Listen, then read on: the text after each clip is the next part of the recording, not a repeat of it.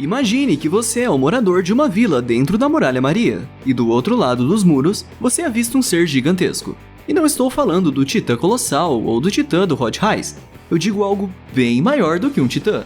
E não só isso, como também essa criatura gigante pertence a outro universo, que no caso seria outro anime. E aí, ainda ia continuar corajoso depois de ver isso? É exatamente esse tipo de situação que analisamos nesses vídeos, onde pegamos vários personagens gigantes de outros animes e comparamos o seu tamanho com a Muralha Maria. De quebra, também criamos nossa hipótese de como seria caso esse monstro invadisse as muralhas. Esse tema já foi abordado em outros 2 vídeos aqui no canal, então, se você quer conhecer mais situações de gigantes contra as muralhas, recomendamos que você também vá conferir esses vídeos, porque aqui vamos fazer o 10 gigantes dos animes comparados à Grande Muralha de Attack on Titan, parte 3. E não se esquece de já deixar aquele seu ultra like e de se inscrever aqui no canal, beleza? Assim, a comunidade Ultra Nerd consegue ficar ainda maior do que qualquer um desses monstros que você vai ver por aqui. Só aquele aviso básico, como esse vídeo vai conter personagens de vários animes, então também vai ter spoilers de vários animes. Se você começou agora a ler o mangá de quem vamos falar aqui, então recomendamos bastante atenção assim que o personagem do seu mangá aparecer, ok?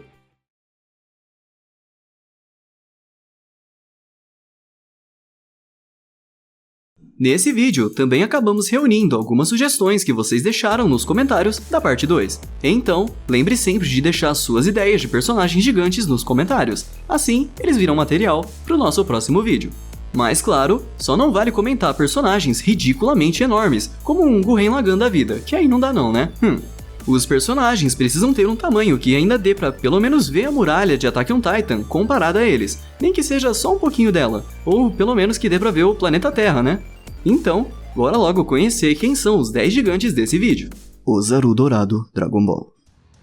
Essa é uma forma canônica, mas que só apareceu de forma não canônica em Dragon Ball GT. Quando Vegeta conta a história do lendário Super Saiyajin, lá em Dragon Ball Z, a forma do Ozaru com pelo dourado surge, dando a entender que aquela seria a verdadeira forma de um Super Saiyajin, mas sabemos que não é bem assim. O macaco dourado só foi aparecer de verdade no GT, onde Goku assume essa forma depois que seu rabo cresce de novo e pouco antes dele enfim despertar a sua forma Super Saiyajin 4. Nessa forma, o Ozaru é muito mais forte, poderoso e raivoso do que o Ozaru padrão. É dito que essa forma é bem mais forte do que o Saiyajin 3, e que ela existe para mais nada além de destruição e genocídio.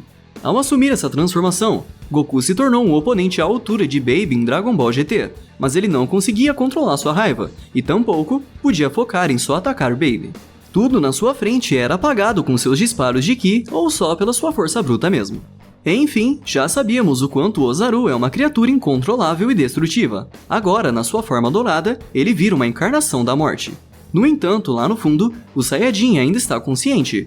Mesmo que seu avô tenha se transformado em um monstro terrível, Pan conseguiu fazer ele voltar a si, depois de uma conversa sincera, e assim, nasceu o Saiyajin 4. E quanto à altura desse bicho? Bom, ele chega aos 60 metros. Já é bem maior que o King Kong, que chega a uns 45 metros.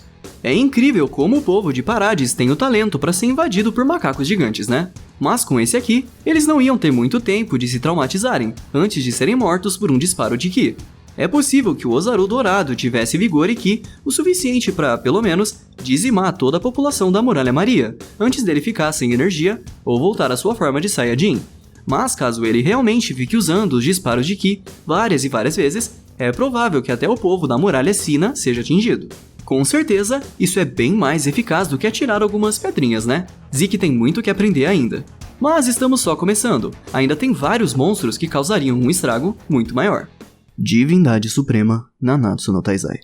Ela é o completo oposto do Rei dos Demônios, e com seu enorme poder, foi a responsável por fundar o Clã das Deusas e por conceder as graças aos 4 arcanjos. Ela é um ser de aparência feminina, com um total de 10 asas nas suas costas e com um rosto tão radiante que fica impossível ver as suas feições, graças à forte luz.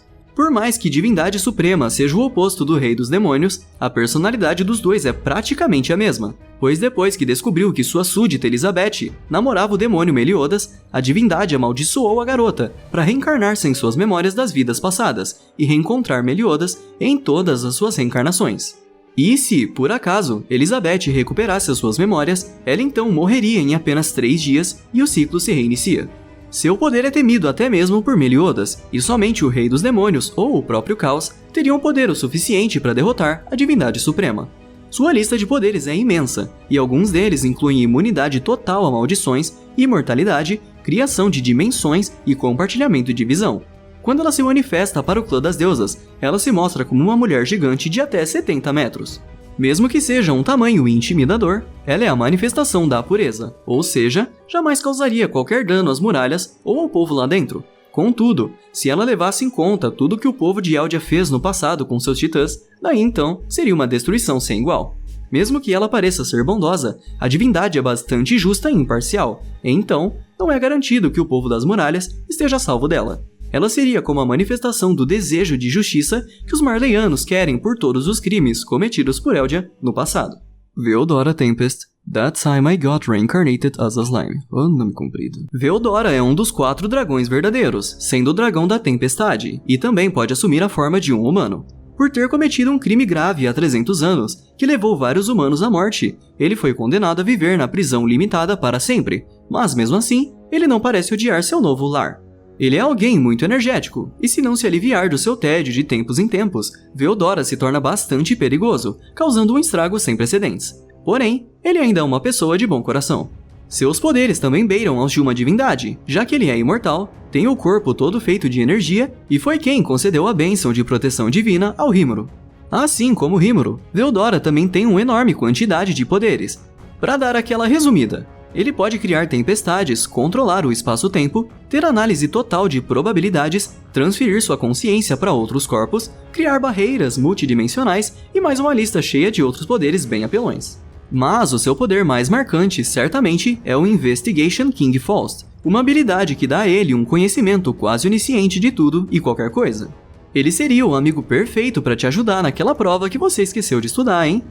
Em sua forma dragão, Veldora consegue atingir os 100 metros de altura, mas obviamente, por ser um dragão, ele pode voar para ficar ainda mais acima do seu tamanho.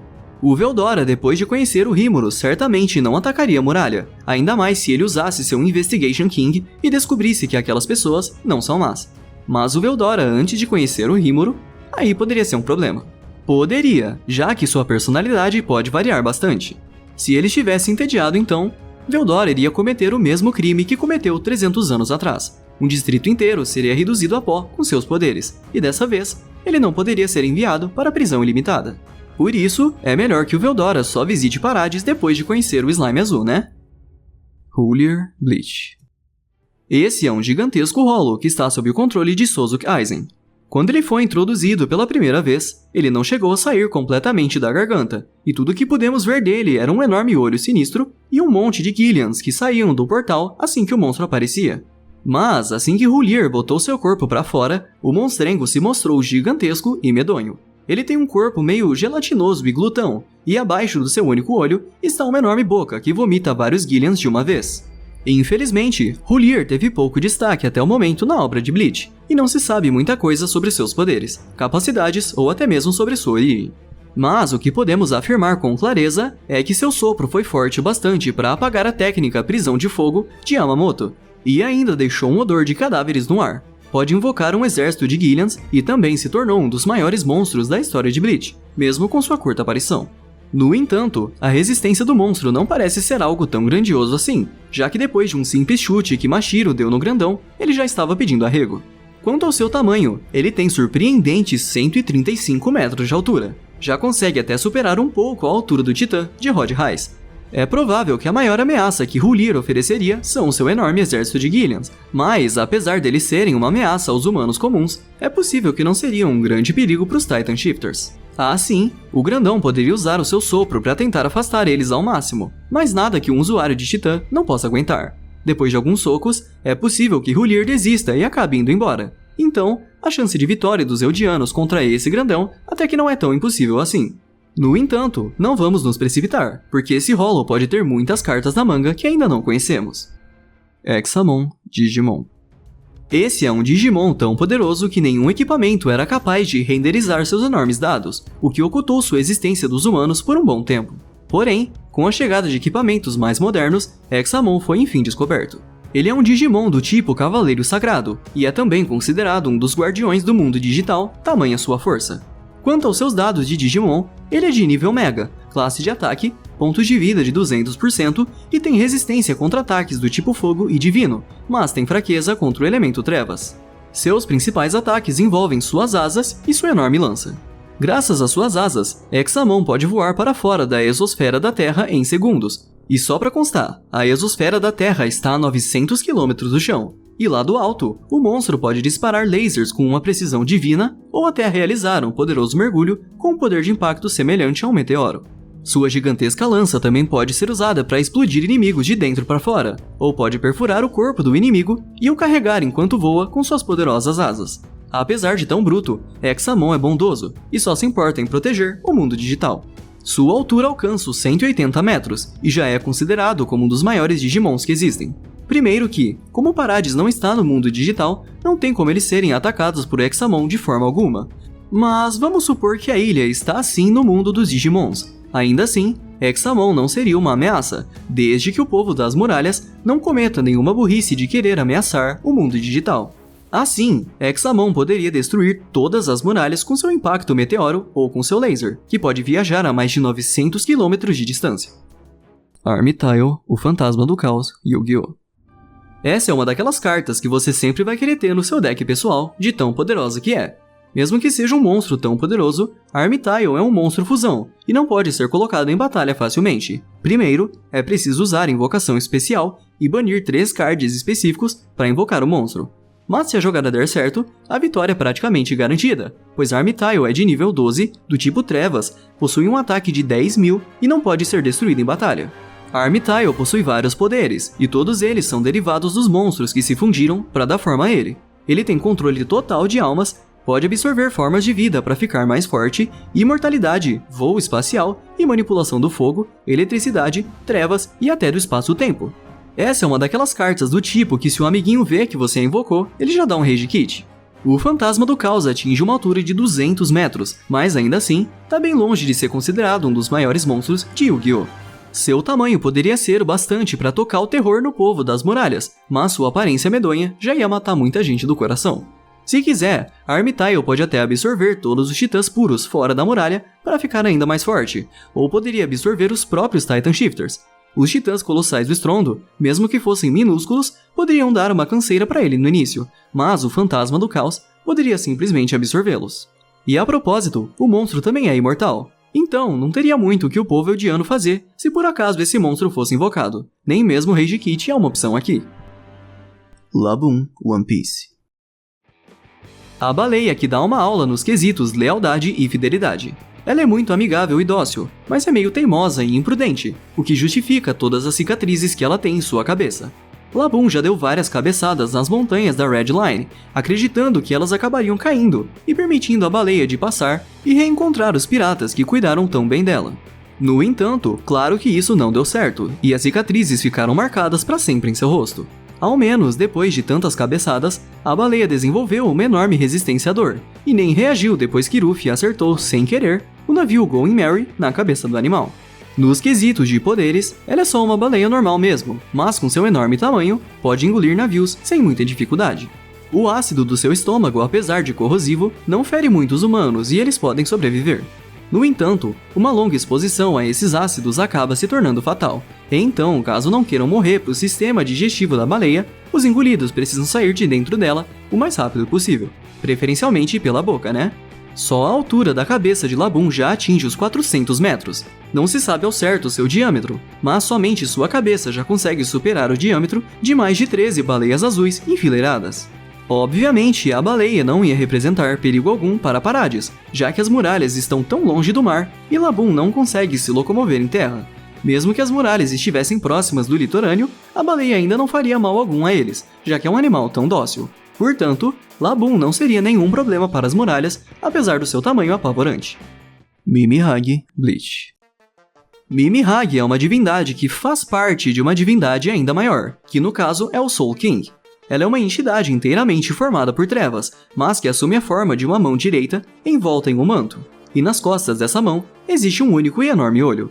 Mimi-Hagi é uma entidade que pode muito bem curar qualquer doença que um ser humano tiver, mas logo esse humano vai ser apossado pelo ser divino, e desde que o humano permita, Mimi-Hagi inicia um ritual chamado Kamikake, que transforma o humano no novo Soul King. O processo não é nada agradável, já que trevas começam a expelir de todos os orifícios de seu corpo. Por si só, o ser divino já é bem poderoso, possuindo poderes como ver o futuro, imunidade a habilidades proféticas, interromper o processo natural de progressão de algo, como o próprio crescimento de uma árvore, e controle material sobre as trevas. Ao possuir um ser humano, Mimi-Hagi também pode estender a estimativa de vida da pessoa, curar suas doenças e, claro, gerar um novo Soul King.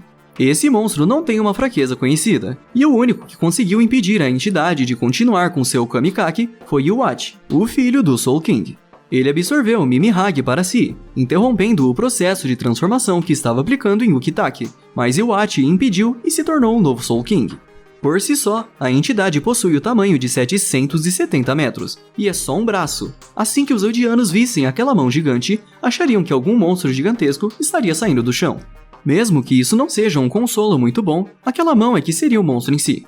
Com sua manipulação das trevas, Mimi-Hagi poderia praticamente causar um tsunami negro nas muralhas, destruindo as muralhas e um distrito inteiro só com isso.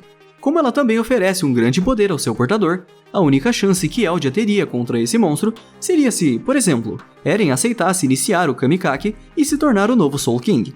Porém, agora, o problema seria de Marley, pois Eren não só teria os poderes do Titã Primordial, como também teria uma entidade maligna possuindo seu corpo. Susanoo de Hagoromo, Naruto. Hagoromo é mais conhecido como o Sábio dos Seis Caminhos no universo de Naruto, e é lembrado por ser o primeiro ser humano a compreender e compartilhar o manuseio do chakra. Ele se tornou o primeiro shinobi do mundo, além de também ser filho de Kaguya Otsutsuki. De quebra, como ele era do clã Otsutsuki, ele tinha acesso a vários jutsus oculares, sendo Sharingan um deles. Então, será que o pai de todos os shinobis tinha um Susanoo também? Bom, sim e não. No mangá, ele nunca manifestou essa técnica, mas no anime sim, o que dá a entender que seu Susanoo não é algo canônico, mas como ele tem o Sharingan, é bem provável que Hagoromo podia sim invocar o gigante de chakra. Quanto ao seu Susanoo, o sábio o invocou para tentar bater de frente com o poder destrutivo da Juubi, o que acabou dando certo. A aparência do seu gigante é praticamente igual à dos outros, o que parece mudar é sua cor azul clara. E claro, por ser do primeiro shinobi do mundo, esse Susanoo seria, no mínimo, apelão. A espada que ele acompanha teve força o suficiente para contra-atacar uma Bijudama lançada pela 10 Caudas. E isso por si só já é mais do que o bastante para provar a sua grandeza. Na verdade, isso é tudo que tem para provar a sua grandeza. Como Susanoo fez uma curta aparição, isso é tudo que ele fez para mostrar o quão forte ele é. Mas ser um oponente à altura da Juubi já tá mais que o suficiente, né? Porém, outra coisa que ajuda a mostrar o quão poderoso é o gigante de chakra de Hagoromo é a sua altura, que pode chegar a até 1000 metros. Os 5 Susanos de Madara pareciam assustadores. Bom, nem se aqueles 5 ficassem empilhados em cima um do outro, poderiam superar o tamanho desse aqui. Hagoromo sempre foi alguém que transmitia a mensagem da paz. Portanto, ele seria como Hashirama com sua Shinzo Senju. Usaria sua técnica apelona para proteger o povo das muralhas e jamais para atacá-los. Todo mundo iria se cagar com um guerreiro japonês brilhoso de 1 km de altura? Com certeza, né? Mas antes isso do que deixar uma bomba biju cair na ilha e matar todo mundo, né? Psycho Orochi, One Punch Man. Depois de Orochi, o rei dos monstros, e Psychos, a fundadora da Associação dos Monstros, terem levado uma surra feia dos heróis, eles tomaram uma medida bastante desesperada. Psychos fundiu todas as células do que restou do corpo de Orochi, e com a enorme capacidade de metamorfose que o monstro tinha, a união entre os dois gerou uma fusão assustadora, onde eles agora compartilhavam os poderes um do outro. Essa fusão era Psycho Orochi, um monstro que ficou bem perto de atingir o nível de ameaça a Deus. A fusão tinha todos os poderes psíquicos de Psychos, mas ampliados de uma forma totalmente quebrada. Com sua nova forma, a mulher também ganhou os poderes de regeneração, a absorção de criaturas vivas, percepção extrasensorial e o poder de disparar gigantescos canhões de energia. Ela também podia modificar o seu corpo para se parecer com coisas bem improváveis, como se transformar em uma nave. Sim, a metamorfose de Orochi também foi ampliada e ganhou capacidades meio inimagináveis. Psycho Orochi se mostrou forte o suficiente para superar a força de Tatsumaki, Genos e Drive Knight, mas só por um curto período de tempo, já que os três batalharam juntos para derrotar a Monstrengo. Mas me diz aí, quanto você acha que essa fusão entre os dois monstros tinha? Uns 1000 metros? Um pouquinho mais. Como boa parte do corpo de Psycho Orochi ficou no subsolo, não dá pra dizer com certeza a altura total dela, mas ainda assim, com o pouco que ficou pra fora na superfície, ela já conseguia chegar a mais ou menos 1600 metros de altura. Já nem dá mais pra ver a muralha. Vocês conseguem ainda? Porque elas já viraram pixels aqui. Não é exagero algum dizer que Psycho Orochi seria uma das maiores ameaças para Ilha Parades, pois com sua resistência quase infinita, seus poderes psíquicos e seus disparos de energia, é provável que a ilha seja apagada do mapa em menos de um dia. Nem Ymir poderia ajudar eles nessa. Usar o estrondo contra Psycho Orochi também seria uma ideia horrível, pois ela poderia absorver todos os titãs colossais, ficando mais forte e maior. E então, encerramos nossa lista com esse monstro que, mesmo com a maior arma que Eldia tem a oferecer, não poderia parar essa ameaça. Mesmo que nessa lista tenham aparecido vários monstros com um poder destrutivo enorme, talvez essa tenha sido a lista com maior quantidade de personagens que não fariam mal ao povo das muralhas. É até interessante ver como alguns monstros gigantescos não ofereceriam ameaça alguma para os Eldianos, pois dá pra ver que não é só porque eles são gigantescos que tem motivo para ter medo. Mas eu confesso que se um bicho de 1 km aparecesse na minha frente, eu também ia me cagar de medo e tentar fugir pra longe, mas enfim, deu pra entender, né? E assim, terminamos mais um vídeo da série de gigantes dos animes nas muralhas. Se vocês continuam gostando dessa série de vídeos, continue comentando aqui embaixo e sugerindo outros monstros. Quem sabe sai uma parte 4, só depende de vocês. Qual desses monstros você achou mais forte? Concorda que teve vários gigantes inofensivos aqui hoje? Então, comenta aqui pra gente saber. E não se esquece do ultra like caso ainda não tenha deixado e dá um tapa no botão de inscrição para acompanhar todos os outros vídeos que vão sair por aqui no canal, beleza? Nós vamos ficando por aqui, Ultra Nerds, e a gente se vê na próxima. Valeu!